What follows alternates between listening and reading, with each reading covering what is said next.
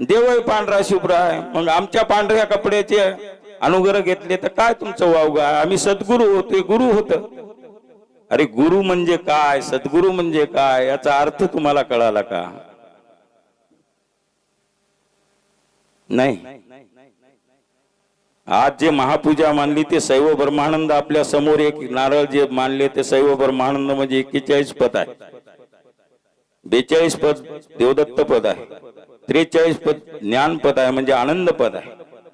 आणि एका सृष्टीमध्ये 40 पदाची रचना आहे. कर्मसृष्टी, विकारसृष्टी, दिव्यसृष्टी, ब्रह्मसृष्टी, 4 सृष्टीचे 40 पद आहेत. आणि निरालंब सृष्टीमध्ये 3 पद आहेत. ते निरालंब सृष्टीचेच पद आहे. निरालंबामधून हा जीव आलेला आहे. जीव हा कोणीकून आला? उत्तरेकून आला आणि दक्षिणेला नागवला. म्हणून